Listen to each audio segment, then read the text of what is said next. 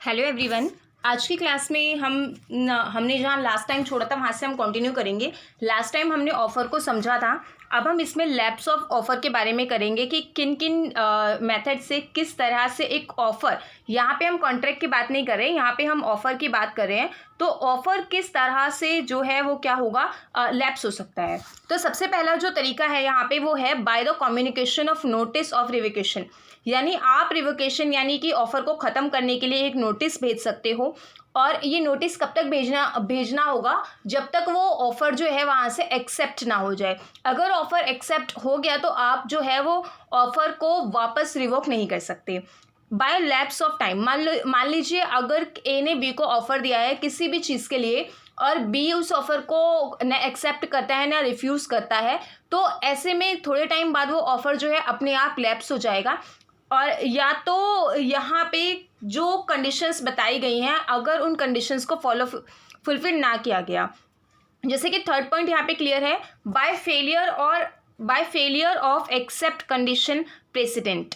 ठीक है, तो यहाँ पे कुछ जो कंडीशंस हैं, अगर आप उनको एक्सेप्ट करने में फुलफिल नहीं होते हो तो वो ऑफ़र जो है वो बाय डिफ़ॉल्ट रिवॉक हो जाता है। और इसके बाद जो ऑफरर है, अगर उसकी डेथ हो जाए या वो इंसेन हो जाए, इंसेन यानी कि उसका मानसिक संतुलन खराब हो जाए, कुछ चीज़ समझने में अनेबल हो जाए, तो ऐसे केसेस में यहाँ पे क्या होता है कि वो जो ऑफ़र है, जो ऑफ़र प्रपोजल दिया गया है वो अपने आप रिवॉक हो जाएगा। और रिजेक्शन बाय लॉ, मान लीजिए जो ऑफ़र है, पहले ए ने बी को कुछ ऐसा ऑफ़र किया जो पहले जो था, मान लीजिए कोई भी ऐसी चीज़ है जो पहले रखना प्रोहिबिट नहीं थी, उससे रिलेटेड दोनों के बीच में एक ऑफ़र हो रहा था, ऑफ़र किया था ए ने, लेकिन बाद में उस चीज़ को सेल परचेज करना जो है वो कोर्ट ने क्या करा, लॉ ने उसको रिजेक्ट कर दिया, या तो उसको बदल दिया, इसके नीचे भी बदल दिया, उस चेंज ऑफ लॉ, दोनों एक दूसरे से कोरिलेट कर रहे हैं। तो ऐसा कुछ हो जाता है, तो जिसकी वजह से ऑफ़र जो है वो वहीं पे क्या हो जाएगा, वो एंड हो जाता है। और उसके बाद नेक्स्ट है bye accepting the offer in prescribe manner. तो यहाँ पे वो पॉइंट नहीं लिखा है, बट यहाँ पे वो चीज़ भी है कि अगर आप ऑफ़र को प्रिस्क्राइब मैनर में एक्सेप्ट नहीं करते हो, जैसे कि मान लो ए ने बी को ऑफ़र जिस भी चीज़ के लिए दिया, उसने ये बोला कि तुम इस ऑफ़र की जो एक्सेप्टेंस है वो एक्सेप्टेंस सिर्फ ईमेल के थ्रू ही कर सकते हो, लेकिन बी क्या करता है, वो ईमेल के थ्रू ना करके चिट्ठी लिख देता है, या व्हाट्सअप कर देता है, या किसी और तरह से बता देता है। तो ऐसी कंडीशन में ए जो है उस ऑफ़र को वो एक्सेप्ट नहीं मानेगा, क्योंकि उसने बोला था एक प्रिस्क्राइब मैनर उसने बताया था, तो ऑफ़र जो है वो उसी मैनर में एक्सेप्ट होना चाहिए। अब इसके बाद यहाँ पे हमारा जो है वो counter offer by the offeree. ठीक है, अगर ऑफरी जो है उसको काउंटर कर दे, यानी कि मान लो ए ने ऑफ़र दिया बी को कि तुम मेरी कार 1 लाख में खरीदोगे, बी ने बोला कि पहले तो तुम्हें मुझे 40,000 रुपये देने हैं, तो पहले तो मुझे 40,000 रुपये दो, या तो मैं तुम्हारी कार 60,000 रुपये में खरीदूंगा। तो इस तरह से कुछ काउंटर ऑफर इसमें हो गया। तो यहाँ पे ऐसे केसेस में क्या होगा, जो फ्रेश ऑफर होता है वो ख़त्म हो जाता है, रिवॉक हो जाता है। तो इसमें ज़्यादा चीज़ें नहीं है, सिर्फ आपको बहुत ही बेसिक समझना है। ये वीडियो सिर्फ एंट्रेंस पर्सपेक्टिव से है, सेमेस्टर पर्सपेक्टिव से नहीं है। सेमेस्टर पर्सपेक्टिव से ये बहुत ज़्यादा कम है। इसके बाद यहाँ पे अब हम बात करेंगे टाइप्स ऑफ ऑफ़र की। कुछ जो ऑफ़र्स कितने टाइप के होते हैं, सबसे पहले तो होता है पर्टिकुलर एक ऑफ़र, स्पेसिफिक ऑफ़र जिसको हम बोलते हैं। तो स्पेसिफिक ऑफ़र में आगे बताने से पहले मैं प्रिज्यूम कर रही हूँ कि आप कॉपी पेन लेके बैठे हैं और इसको एक क्लास की तरह मान के आप इसके साथ साथ नोट्स भी लिख रहे हैं, क्योंकि हर चीज़ मैं पीपीटी में मेंशन नहीं कर पाई हूँ, तो आप इसे ज़रूर अपने नोट्स में लिखिए। और तो हम इसको कंटिन्यू करते हैं। तो स्पेसिफिक ऑफ़र में क्या होता है कि ऑफ़र क्या होता है, एक पर्टिकुलर पर्सन के थ्रू बनाया जाता है। जैसे हम अब जो एक ही एग्जांपल स्टार्टिंग से लेके चल रहे हैं, ए ने बी को अपनी कार सेल करने को बोला 1 लाख रुपए में, ठीक है, only that person can accept. तो ए का ये ऑफ़र है, ये जो सिर्फ बी ही एक्सेप्ट कर सकता है और कोई एक्सेप्ट नहीं कर सकता, तो यहाँ पे ये होता है। और इसके बाद जनरल ऑफ़र, यानी कि जिसे पब्लिक ऑफ़र भी बोलते हैं। जनरल ऑफ़र और पब्लिक ऑफ़र एक ही है। इसमें क्या होता है, इसके साथ आप एक केस लिख लीजिए, कार्लिल वर्सेस कार्बोलिक। ठीक है, कार्लिल भी आप याद रखेंगे, दैट इज़ सफिशिएंट, जिससे आपको पूरा तो अपने आप याद हो ही जाता है। तो कार्लिल का केस जो है इसमें बिल्कुल इसी के लिए है, वो वहीं से ये प्रिंसिपल जो है वो आगे बढ़ा। तो इसका मतलब होता है कि ये पब्लिक एट लार्ज के लिए होता है, यानी अगर कोई भी पर्सन जो है वो इसके टर्म्स और कंडीशन को मानने लगे तो यहाँ पे वो ऑफर जो है वो क्या हो जाता है, एक्सेप्ट हो जाता है, और कोई भी इसे जो है वो फॉरवर्ड कर सकता है, एक्सेप्ट कर सकता है। इसके बाद जो है काउंटर ऑफर, ठीक है। काउंटर ऑफर में क्या होता है कि मान लीजिए मैंने बोला ए को कि मैंने बी को बोला कि मैं तुम्हें अपनी कार 1 लाख रुपए में बेचना चाहता हूँ। बी जो है उसने बोला कि मगर मैं तुम्हारी कार 80,000 रुपये में खरीदना चाहता हूँ, ठीक है। यहाँ पे कुछ मॉडिफिकेशंस कर दिए गए हैं जो कि वैलिड मॉडिफिकेशंस हैं। इसमें एक चीज़ इंपॉर्टेंट है कि जो मॉडिफिकेशंस कहे जा रहे हैं वो क्या होने चाहिए, पूरी तरह से वैलिड होने चाहिए, ठीक है। तो क्रॉस ऑफर में ये है, तो ये होते हैं क्रॉस ऑफर, यानी कि आप उसको उल्टा कुछ अपना ही एक नया ऑफर रख रहे हो, ऑफर के बदले ऑफर। तो क्रॉस ऑफर जो है, क्रॉस ऑफर में क्या होता है कि दोनों ही पर्सन्स मान लीजिए सेम ऑफर देते हैं, बट इसको भी हम उसी एग्जांपल से समझेंगे ताकि आपकी कनेक्टिविटी रहे। ए ने बी को बोला कि मैं तुम्हें अपनी कार 1 लाख रुपए में बेचना चाहता हूँ, वहीं बी ने भी बोला कि मैं तुम्हारी कार 1 लाख रुपए में खरीदना चाहता हूँ। ये जो दोनों क्या हो गई, ये क्रॉस ऑफर हो गई। अब काउंटर ऑफर और क्रॉस ऑफर में मैं आपको एक अंतर बता देती हूँ। तो जो हमारा क्रॉस ऑफर है, क्रॉस ऑफर में क्या होता है कि सेम आइडेंटिकल प्राइस होता है। आप इसको ऐसे भी याद कर सकते हो, क्रॉस के स्पेलिंग में लास्ट में 2 बार डबल एस है, जो कि दोनों सिमिलर हैं, तो आप इसको इस तरह से भी याद रख सकते हो कि सेम आइडेंटिकल प्राइस होता है, दोनों सिमिलर हैं तो सेम आइडेंटिकल प्राइस है। और जो काउंटर है, काउंटर ऑफर क्या है कि इसमें क्या होता है, दोनों अलग अलग ऑफर करते हैं, इसमें मॉडिफिकेशंस होती है। तो ये काउंटर ऑफर और क्रॉस ऑफर में दोनों में अंतर है। उसके बाद क्या है, स्टैंडिंग ऑफर, ठीक है। स्टैंडिंग ऑफर में क्या होता है, ये कंटिन्यू रहता है एक पर्टिकुलर टाइम के लिए। जैसे कि आपने देखा होगा ऑक्शन है, ठीक है। ऑक्शन में क्या होता है कि एक पर्टिकुलर ऑब्जेक्ट होता है कि कोई भी चीज़ होती है, उसकी बोली लगती है और तब तक लगती है जब तक वो क्या होता है, वो सेल नहीं हो जाता, ठीक है। तो ये ऑफर कंटिन्यू रहता है एक पर्टिकुलर पीरियड के लिए। इसमें रिवोकेट करने की इसमें कोई प्रोहिबिशन ऐसे नहीं होता जब तक यहाँ पे दोनों के बीच में एग्रीमेंट्स नहीं हो जाते। यानी कि जैसे मैंने आपको ऑक्शन का एग्जांपल दिया, इसमें काफ़ी अच्छा है, तो उससे आप इसको समझ सकते हैं कि स्टैंडिंग ऑफर्स में क्या चीज़ें हैं।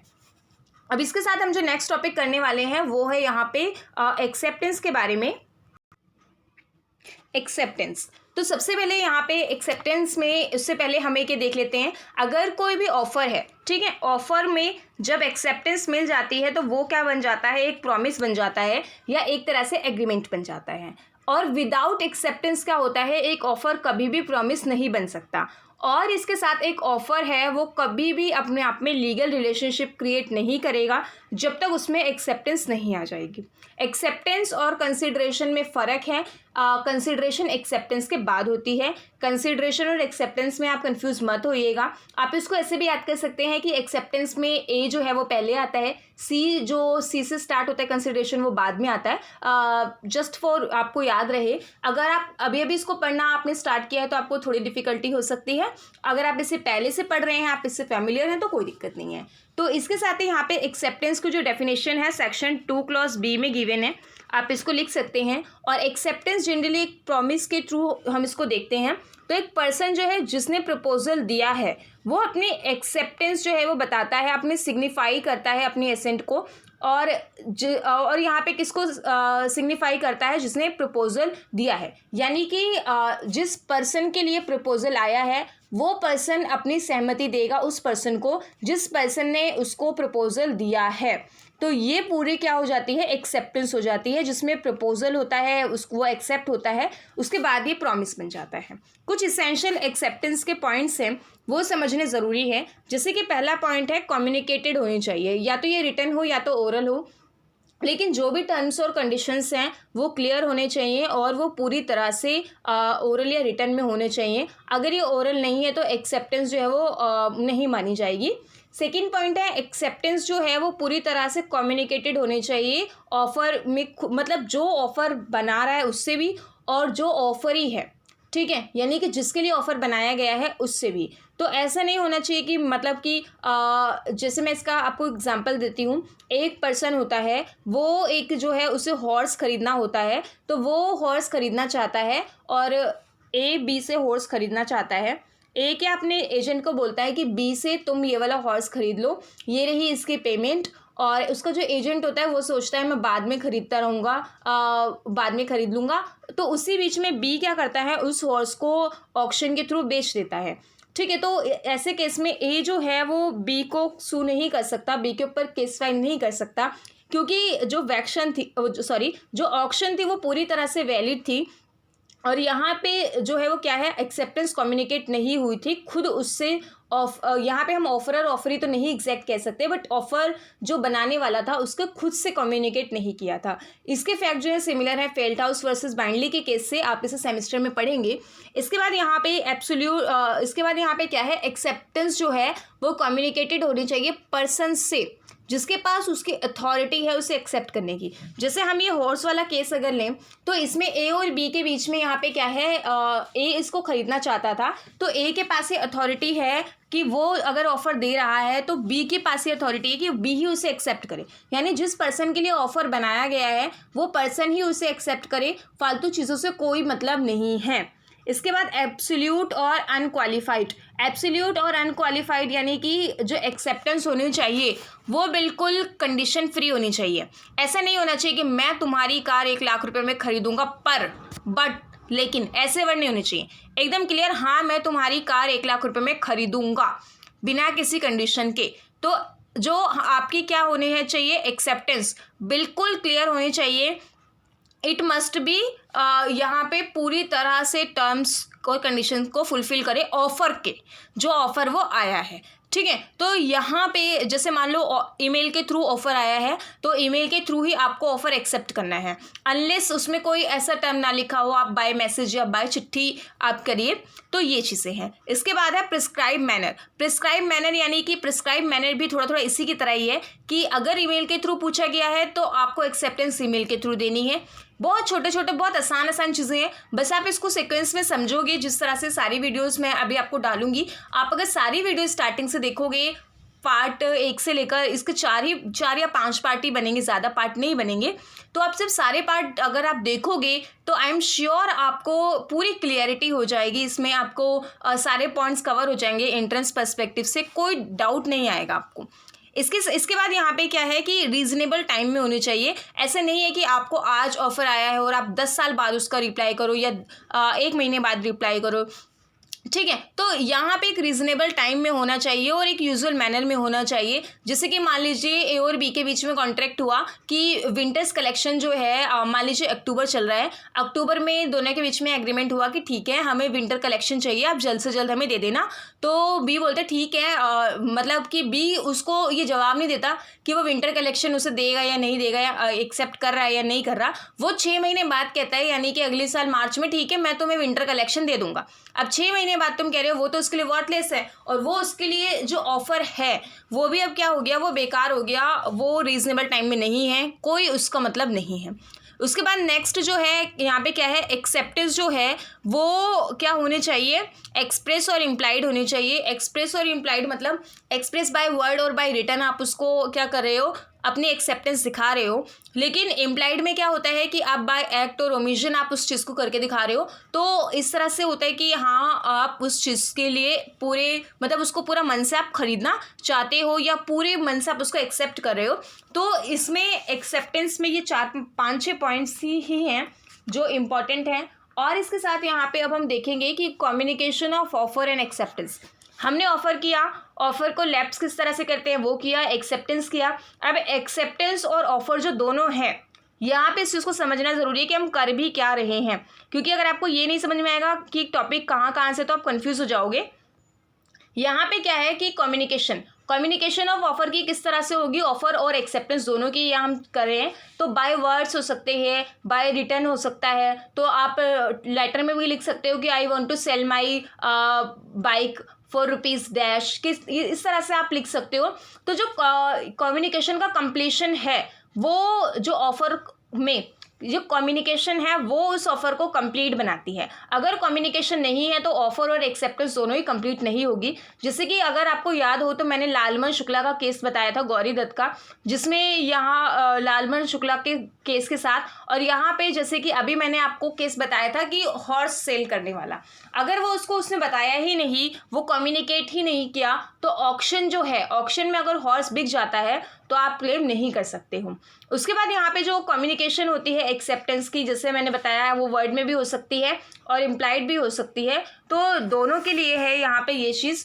और इसके साथ ऑफरर और ऑफरी की यहाँ पे आप एक चीज़ इसको समझ लीजिए, इसको लिख भी लेना कि जब ये आपकी कम्युनिकेशन कंप्लीट कब होती है, दोनों के लिए, ऑफरर और ऑफरी के लिए अलग अलग टाइम पे जो है वो कंप्लीट होती है। एक्सेप्टर और ऑफरर समझ लीजिए, या ऑफरर या ऑफरी समझ लीजिए।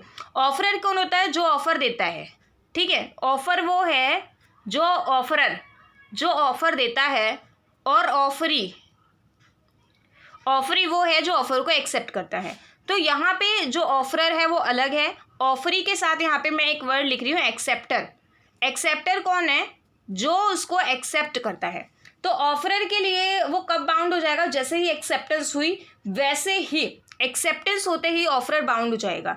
लेकिन जो एक्सेप्टर है यानी कि ऑफरी है, वो कब बाउंड होगा? जैसे ही उसकी जो एक्सेप्टेंस है, एक्सेप्टेंस ऑफरर की नॉलेज में आ गई, वैसे ही यहाँ पे ऑफरी बाउंड हो जाएगा। अगर उसकी नॉलेज में नहीं आई है तो वो बाउंड नहीं होगा। मान लीजिए जैसे कि ए ने बी को बोला कि मैं तुम्हें अपनी कार 1 लाख रुपए में बेचना चाहता हूँ। बी घर गया, बी ने सोचा कि ठीक है मैं इसको चिट्ठी के थ्रू बताऊंगा, और वो चिट्ठी लिख देता है कि हाँ मैं तुम्हारी कार 1 लाख रुपए में खरीदना चाहता हूँ, और उस चिट्ठी को अपने ड्रॉर में रख देता है, और फिर उसके बाद सोचता है मैं कुछ दिन बाद दे दूंगा, और वो भूल जाता है। तो वो एक्सेप्टर नहीं होगा। उसने एक्सेप्टेंस दी तो, लेकिन वो ऑफरर तक नहीं पहुंची है, ठीक है। तो जब वो ऑफरर तक पहुंची ही नहीं है तो यहाँ पे वो पूरी तरह से कम्युनिकेट नहीं मानी जाएगी। तो कम्युनिकेशन होना बहुत ज़रूरी है। इसके साथ अब हम यहाँ पे एक चीज़ और पढ़ेंगे, यहाँ पे रिवोकेशन के बारे में पढ़ेंगे। रिवोकेशन यहाँ पे ऑफर और एक्सेप्टेंस की, ऑफर की हम पढ़ चुके हैं। इसकी यहाँ पे बहुत सी बेसिक चीज़ है कि ऑफर की रिवोकेशन हमने देख ली थी कई तरह से होती है, तो एक्सेप्टेंस की रिवोकेशन किस तरह से होगी। मान लीजिए ए ने एक ऑफर किया, ए ऑफर, एक लेटर के थ्रू उसने अपनी कार बी को बेचने के लिए क्या किया, एक लेटर लिखा। ये जो लेटर था ये उसने एक 15 तारीख को पोस्ट कर दिया, 15 अप्रैल को, ठीक है। और तो यहाँ पे जैसे ही उसने 15 अप्रैल को वो ऑफ़र उसने पोस्ट करा, जो लेटर पोस्ट करा, तो ऑफ़र की कम्युनिकेशन तो हो गई, और वो लेटर जो है वो बी के पास पहुँच गया 18 अप्रैल को, ठीक है।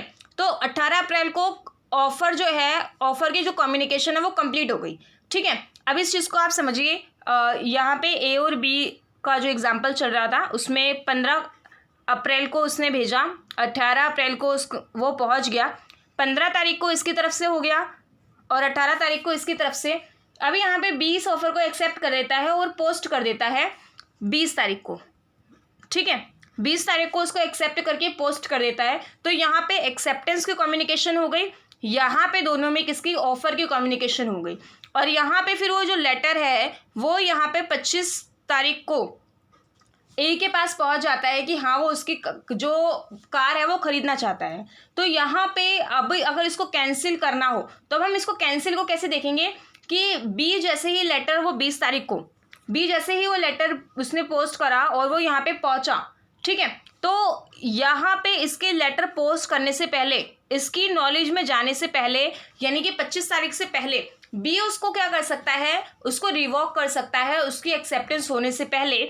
और यहाँ पे ऐसे केस में ए जो है अपना लेटर बी की एक्सेप्टेंस मिलने से पहले अपना जो बी कम्युनिकेशन के थ्रू या जो भी एक्सेप्टेंस है उसको रिवॉक कर सकता है। तो ये चीज़ें हैं इसमें रिवोकेशन के बारे में। अब हम देखेंगे कुछ पॉइंट्स कंसीडरेशन के रिगार्डिंग। कंसीडरेशन क्या कहती है यहाँ पे, कंसीडरेशन, इसको सबसे पहले कंसीडरेशन अब अलग है, एक्सेप्टेंस ऑफर हम कर चुके हैं। कंसीडरेशन बहुत इंपॉर्टेंट है, और अगर आप सेमेस्टर में भी देखेंगे तो कंसीडरेशन, फ्री कंसेंट, सेक्शन 10 जो है, इनसे बहुत क्वेश्चंस जो हैं वो सेमेस्टर में भी आते हैं। तो देखते हैं हम इसमें कंसीडरेशन में क्या है। कंसीडरेशन से पहले सबसे पहले वैलिड कॉन्ट्रैक्ट, सेक्शन 10 में 5 बातें कही गई हैं, वो आपको पता होना चाहिए। सेक्शन 10 में 5 बातें कही गई हैं। और इन 5 बातों के अलावा यहाँ पे कोई भी वैलिड जो कॉन्ट्रैक्ट है इसमें कंसिडरेशन एक इसेंशियल एलिमेंट है। इसेंशियल एलिमेंट है यहाँ पे कैसे कि वैलिड कॉन्ट्रैक्ट में ऑफर होता है, ऑफर जो है वो एक्सेप्ट होता है, एक्सेप्ट होने के साथ उसमें कंसिडरेशन होती है, कंसिडरेशन होने के साथ उसमें कॉन्ट्रैक्ट, तब जाके वो कॉन्ट्रैक्ट फॉर्म करता है। अब कंसिडरेशन में जो है वो मनी, कंसिडरेशन का मतलब क्या होता है, मनी, समथिंग इन रिटर्न, यानी कि आप कुछ रिटर्न में दोगे, और समथिंग फॉर समथिंग, किसी चीज़ के लिए कोई चीज़, यानी कि समथिंग इन रिटर्न, आप कुछ रिटर्न कर रहे हो। तो section 2 clause D, section 2 clause D आप लिख लीजिए, ये में भी पूछ देते हैं, काफ़ी ज़्यादा मतलब इंपॉर्टेंट है ये कंसिडरेशन का सेक्शन। 2 क्लॉज डी बात करता है यहाँ पे कंसिडरेशन की। अब इसका एग्जाम्पल देखते हैं हम, जैसे कि आप एक शॉप पे जाते हो, आप पैसे देते हो, पैसों से आप कुछ खरीद लेते हो, तो यहाँ पे कंसिडरेशन अमाउंट क्या हो गया आपके, जो आप पैसे पे करते हो कुछ खरीदने के लिए, ठीक है। तो अब यहाँ पे कॉन्ट्रैक्ट में भी जैसे हम हर मतलब करते आए हैं, कोई भी कॉन्सेप्ट होता है उसके कुछ एसेंशियल्स होते हैं, एसेंशियल्स के साथ साथ यहाँ पे काफ़ी केसेस में एक्सेप्शंस भी होती हैं, तो वही चीज़ें हमें देखनी है यहाँ पे भी एक्सेप्टेंस के कंसिडरेशन के। अब हम कुछ एसेंशियल्स देखते हैं। कुछ एसेंशियल्स यहाँ पे इसके इस प्रकार हैं, जैसे कि कंसिडरेशन है वो क्या होनी चाहिए, डिज़ायर होनी चाहिए प्रॉमिसर की, ठीक है। प्रॉमिसर कौन पर्सन होता है, जो प्रॉमिस को बनाता है, ठीक है। प्रॉमिसर वो होता है, जैसे कि ऑफरर है वैसे ही प्रॉमिसर है, और जैसे ही ऑफरी है वैसे ही प्रॉमिसी है, यानी कि वो पर्सन जो प्रॉमिस को एक्सेप्ट करता है। Desire of promiser. अब इसके बाद जो नेक्स्ट पॉइंट है वो ये है कि consideration must be lawful, lawful होनी चाहिए। अब जैसे मान लो ए ने बी को बोला कि मैं तुम्हें 1 लाख रुपए दूंगा अगर तुम सी का मर्डर कर दो आज के आज। तो यहाँ पे जो मर्डर करना तो लॉफुल नहीं है, तो आप अनलॉफुल चीज़ के लिए यहाँ पे क्या कर सकते हो, अनलॉफुल चीज़ के लिए कंसिडरेशन नहीं हो सकती, ठीक है। तो जिस भी ऑब्जेक्ट के लिए आप कंसिडरेशन कर रहे हो वो पूरी तरह से लॉफुल होना चाहिए। उसके बाद थर्ड पॉइंट है रियल। तो यहाँ पे क्या है कि रियल होनी चाहिए, ऐसी नहीं होनी चाहिए कि मैं तुम्हारे लिए चांद तारे तोड़कर ले आऊँगा।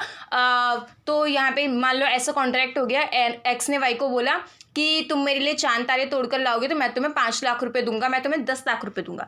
दैट इज़ नॉट रियल, ये तो वॉइड हो गया, वॉइड एग्रीमेंट हो गया। तो ये चीज़ क्या है कि पूरी तरह से रियल होना चाहिए, ऐसा नहीं होना चाहिए इलिसिरी हो गया, कोई इसका मतलब नहीं है। Consideration must some value in the eyes of law, consideration एक लीगल कॉन्ट्रैक्ट होनी चाहिए और वो कुछ ऐसा होना चाहिए जो यहाँ पे क्या होना चाहिए, लॉ की आइज़ में होना चाहिए। जैसे मनी आप देते हो, मनी एक अच्छी कंसिडरेशन मानी जाती है, तो इसके साथ ही यहाँ पे कंसिडरेशन जो है वो एडिक्वेट नहीं होना चाहिए, कंसिडरेशन एडिक्वेट नहीं होना चाहिए। और यहाँ पे इसके साथ ही जैसे कि ये एडुकेट पे क्या है, इसमें आपको एक चीज़ समझनी है। मान लीजिए जो मेरा घर है वो मान लो कि 25 लाख का घर है, या घर मान लो कोई भी 50 लाख का है, ठीक है। अब उस घर की वैल्यू 50 लाख है और कोई वो घर आपको 5,000 या 1 लाख में सेल करे, तो ये कॉन्ट्रैक्ट बिल्कुल वैलिड है, ठीक है। क्यों, कोई कितने में भी उसको बेच सकता है। मेरी वॉच जो है मान लो 15,000 की है और मैं वो बी को ऐसे ही दे दूँ 1,000 रुपये में, 500 रुपये में, तो ये बिल्कुल वैलिड होगा, क्योंकि अगर मैं अपनी इच्छा से दे रही हूँ तो जब तक इसमें अनड्यू इन्फ्लुएंस जैसे एलिमेंट्स नहीं आते, मिस्टेक, फोर्स, ऐसी चीज़ें नहीं आती, फ्रॉड, तब तक ये जो कॉन्ट्रैक्ट होते हैं ये वैलिड होते हैं। इसमें बहुत ज़्यादा कन्फ्यूज़न होती है और कई बार मोस्टली जो होता है हम गलत मार्क कर देते हैं। इसके साथ ही नेक्स्ट चीज़ क्या है कि जो ये है कंसिडरेशन है ये फर्निश्ड होनी चाहिए प्रॉमिसी के थ्रू, और या तो कोई ऐसा पर्सन जिसको प्रॉमिसी ने क्या किया है, ऑथराइज्ड किया है।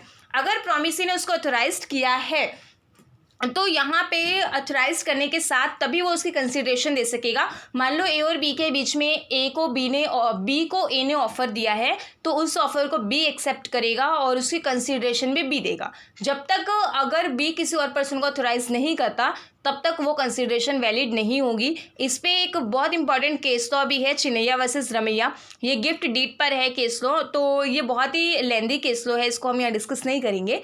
तो बस इसका नाम है चिनैया वर्सेस रमैया, अगर आप चाहें तो आप इसे लिख सकते हैं। इसके बाद consideration past, present and future. Consideration 3 तरह से होनी चाहिए, पास्ट, प्रेजेंट और फ्यूचर। यानी कि जब आप कंसिडरेशन को बेयर एक्ट के लैंग्वेज में समझेंगे तभी आप इसमें देख लेंगे कंसिडरेशन पास्ट में कैसे होती है कि मान लो आपने पहले पैसे दे दिए और बाद में आपको सर्विस मिल रही है। तो मोस्टली आप क्या करते हो, जैसे कि आप मैरिज हॉल या ऐसी कुछ चीज़ें बुक करते हो तो आप पहले पेमेंट कर देते हो, उसके बाद में आपको जो है वो सर्विस मिलती है।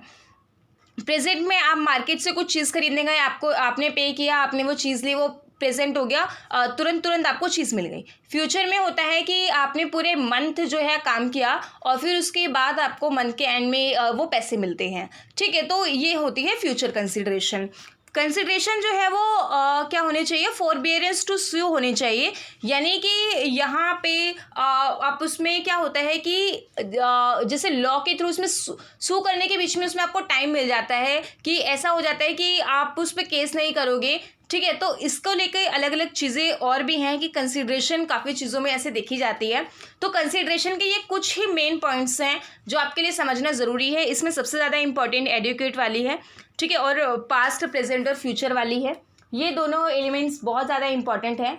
इसके साथ अब हम देखेंगे legality of agreement. Legality of agreement, यहाँ पे एग्रीमेंट हम समझ चुके हैं। जब कोई भी एग्रीमेंट जो है वो लॉ इन्फोर्सिबल बाय लॉ होता है, उसमें जब लीगल जो है रिस्पॉन्सिबिलिटी आ जाती है, लीगल इन्फोर्सिबिलिटी आ जाती है, तो यहाँ पे क्या होता है, लीगल इन्फोर्सिबिलिटी आने के बाद वो जो एग्रीमेंट है वो कॉन्ट्रैक्ट बन जाता है। बट यहाँ पे जो एग्रीमेंट है वो बिना कंसिडरेशन के वॉइड कहलाता है। तो जब कोई एग्रीमेंट बिना कंसिडरेशन के वॉइड कहलाता है तो कंसिडरेशन यहाँ पे इंपॉर्टेंट हो जाती है। और वॉइड एग्रीमेंट अलग है, वॉइड कॉन्ट्रैक्ट अलग है। वॉइड एग्रीमेंट जो है वो कॉन्ट्रैक्ट नहीं बनता, उसमें वो इन्फोर्सिबल बाय लॉ नहीं होता, तो वो वॉइड एग्रीमेंट होता है जो इन्फोर्सिबल बाय लॉ है ही नहीं। अब उसके बाद यहाँ पे एक टर्म है वॉइड कॉन्ट्रैक्ट, यहाँ पे मेंशन नहीं है, आप उसे लिख लीजिएगा। वॉइड कॉन्ट्रैक्ट क्या है कि एक कॉन्ट्रैक्ट है वो क्या है कि वो सीज हो सकता है इन्फोर्सिबल बाय लॉ से, यानी कि वो बाद में वॉइड हो सकता है, और लेकिन पहले तो वो क्या है वैलिड है, लेकिन बाद में वो वॉइड हो सकता है। जैसे कि मान लीजिए यहाँ पे आपने देखा होगा, इसके बहुत सारे एग्जांपल्स आपने इस टाइम पे देखे होंगे ड्यूरिंग कोविड। तो जब फर्स्ट वेव के टाइम पे, उससे पहले भी आपने देखा होगा कि जो शादियों पे काफ़ी ज़्यादा वो हुआ था कि जैसे कि शादियों के टाइम पे काफ़ी लोगों ने हॉल्स वगैरह जो भी बुकिंग की थी, तो उसके बाद जब वो उसको एक तरह से क्या करना पड़ा, कैंसिल। तो पहले तो वो पहले तो वो वैलिड कॉन्ट्रैक्ट था, लेकिन बाद में जब वो शादियां ही अलाउ नहीं करी या किसी को वो कॉन्ट्रैक्ट खत्म करना है तो वो क्या बन गया, वॉइड कॉन्ट्रैक्ट बन गया। ठीक है, मान लो एक हॉल बुक करा था, इसी एग्जांपल से मैं आपको वॉइड कॉन्ट्रैक्ट समझाती हूँ। तो जैसे कि मान लीजिए आपने किसी भी इवेंट के लिए कोई हॉल बुक किया और उसके बाद सडनली क्या होता है, आपका कॉन्ट्रैक्ट वैलिड है, आपने पूरी तरह से कॉन्ट्रैक्ट किया, वो वैलिड है, और उसके बाद यहाँ पे बट उस डे से पहले जिस दिन वो ओकेजन होना था वहाँ पे, उससे 4-5 दिन पहले वहाँ पे भूकंप आता है या कुछ ऐसी चीज़ होती है कि वो हॉल जो है वो पूरी तरह से नष्ट हो जाता है, और इसके बाद यहाँ पे जो आपका एग्री कॉन्ट्रैक्ट है वो वॉइड कॉन्ट्रैक्ट हो जाता है, क्योंकि उसका कोई वो रहता ही नहीं है, अब इन्फोर्सिबिलिटी ही नहीं होती उसमें, क्योंकि वो चीज़ है ही नहीं। तो अब यहाँ पे हम कुछ एक्सेप्शंस देखेंगे। एक्सेप्शन से कौन सी एक्सेप्शंस हैं, ये वो केसेस हैं जहाँ पे आपको कंसिडरेशन की ज़रूरत नहीं है। कंसिडरेशन की ज़रूरत आपको इन चीज़ों में नहीं है, जैसे कि नेचुरल लव एंड अफेक्शन में जब आप कोई प्रॉपर्टी देते हो, तो प्रॉपर्टी या कोई भी चीज़ देते हो, कोई कॉन्ट्रैक्ट करते हो, तो वो पूरी तरह से वैलिड होगा। ठीक है, तो ये राइटिंग में होता है और रजिस्टर्ड भी होना चाहिए, और ये जो है ये आपकी क्या होनी चाहिए, किसी नियर रिलेटिव को आप दे रहे हो या किसी आप अपने मतलब बच्चों को दे रहे हो या अपने पेरेंट्स को या अपने किसी बहुत ही क्लोज रिलेटिव को दे रहे हो, और ये डिसाइड करता है कोर्ट। यहाँ पे एक वर्ड आप लिख लीजिए, नियर रिलेशन। ठीक है, नियर रिलेशन जो है, नियर रिलेशन एक टर्म है जो इसमें है, और नियर रिलेशन हमेशा डिसाइड करता है कोर्ट के नियर रिलेशन में कौन कौन आएगा। ठीक है, अब इसके बाद यहाँ पे क्या है, ये वैलिड होते हैं कॉन्ट्रैक्ट, इसमें कंसिडरेशन की ज़रूरत नहीं होती है। और इसके साथ यहाँ पे क्या है, पास्ट वॉलंटियरली सर्विस। अगर आपको कोई पास्ट वॉलंटियरली सर्विस प्रोवाइड कर दी गई है तो उसके लिए आपको बाद में बिना कंसिडरेशन के भी आपको वो करना पड़ेगा। तो जैसे कि रिवॉर्ड देते हो आप यहाँ पे, या ऐसी भी कोई भी चीज़ होती है कि मान लीजिए जैसे कि आज आपकी किसी ने हेल्प कर दी, तो आज आपकी किसी ने हेल्प कर दिया, आप बहुत लेट हो रहे थे, आपको किसी ने घर तक छोड़ दिया, अब आप क्या करोगे, आप उसको उसके बदले में कुछ चीज़ें नहीं, उसको आप पे नहीं कर सकते, तो आप उसे एज ए गिफ्ट या एज ए रिवॉर्ड कुछ देते हो। ठीक है, तो मान लीजिए आपको चोट लग गई थी, किसी ने आपको हॉस्पिटल तक पहुंचा दिया, तो आप को यहाँ पे क्या है कि वो पास्ट वॉलंटियरली सर्विस तो हो गई, तो अब आप उसके बदले में सोच रहे हो कि उसको वो पैसे नहीं ले रहा, तो आप उससे कुछ गिफ्ट कर सकते हो। तो ये चीज़ें होती हैं पास्ट वॉलंटियरली सर्विस, जिसमें कंसिडरेशन की कोई ज़रूरत नहीं है। इसके बाद यहाँ पे प्रॉमिस होता है, किस चीज़ के लिए, प्रॉमिस टू पे टाइम बार डेप्ट। तो टाइम बार डेप्ट यानी कि आपको किसी को पैसे देने थे बट आप नहीं दे पाए, तो उसमें भी आप इसमें दे सकते हो बिना किसी कंसिडरेशन के। ये बहुत ही सिंपल है। गिफ्ट भी बहुत सिंपल है। गिफ्ट तो डेफिनेटली आपको जब बर्थडे पे गिफ्ट मिलते हैं, किसी भी ओकेजन पे गिफ्ट मिलते हैं, वो विदाउट कंसिडरेशन होते हैं, तो इसमें कंसिडरेशन का कोई मतलब नहीं है। एजेंसी के रिगार्डिंग क्या है कि इसमें एक प्रिविटी टू कंसिडरेशन का कंसेप्ट होता है कि प्रिविटी टू कॉन्ट्रैक्ट भी अभी हम देखेंगे, तो उसमें ये होता है कि एक स्ट्रेंजर पर्सन जो है, प्रिविटी ऑफ कॉन्ट्रैक्ट में एक स्ट्रेंजर पर्सन जो है वो कॉन्ट्रैक्ट यानी कि थर्ड पार्टी जो है वो इसमें कॉन्ट्रैक्ट में एंटर नहीं हो सकती है। तो यहाँ पे एजेंसी में क्या होता है कि जो एजेंट होता है वो इसमें एंटर होता है, और जैसे ही वो यहाँ पे एंटर होता है तो बेशक से कंसिडरेशन जो है वो दो पर्सन के बीच में हो, लेकिन जिस भी पार्टी का एजेंट होता है यहाँ पे वो उसकी तरह काम करता है उसके बिहाफ पे, तो उसकी कंसिडरेशन जो है वो पहले की तरह वैलिड होती है। और इसके साथ यहाँ पे अब हम छोटा सा टॉपिक करते हैं, उसके बाद इस क्लास को हम यही एंड करेंगे। इसके बाद यहाँ पे एक चीज़ है privity of contract. Privity of contract में कुछ ये हमने चीज़ देखी कि stranger to the contract third party can't enforce. ठीक है, थर्ड पार्टी जो है वो एग्रीमेंट को, कॉन्ट्रैक्ट को इन्फोर्स नहीं कर सकती है। इसकी कुछ एक्सेप्शंस हैं, जैसे कि ट्रस्ट है। ठीक है, ट्रस्ट के जो ऑनर्स होते हैं, यहाँ पे जो उसके बेनिफिशरीज होते हैं, ट्रस्ट के बेनिफिशरीज कई होते हैं, तो वो सारे बेनिफिशरीज जो है वो उनके साथ डायरेक्ट तो कंसिडरेशन नहीं होती है ऑनर और मैनेजमेंट की, बट यहाँ पे क्या होता है कि वो सारे बेनिफिशरीज उनको सू कर सकते हैं। इसके अलावा अगर फैमिली कोई सेटलमेंट है, फैमिली कोई पार्टीशन है, तो उसमें फैमिली के जो मेंबर्स हैं वो आ सकते हैं प्रिविटी टू कॉन्ट्रैक्ट में। अगर जैसे लीगल हेयर्स के थ्रू आ सकते हैं, अगर किसी की डेथ हो जाए तो लीगल हेयर के थ्रू खुद को रिप्रेजेंटेटिव बना सकते हैं। एजेंट जो है वो यहाँ पे प्रिविटी टू कॉन्ट्रैक्ट का एक एक्सेप्शन है। तो समटाइम्स क्या होता है कि ऐसे क्वेश्चन आता है, आपको ये बताना होता है कि इसमें से किसका जो है वो क्या है, यहाँ पे कौन सा एक्सेप्शन है प्रिविटी टू कॉन्ट्रैक्ट का। ठीक है, तो ये चीज़ें हैं। तो आज की क्लास में इतना ही, मिलते हैं नेक्स्ट क्लास में। Thank you.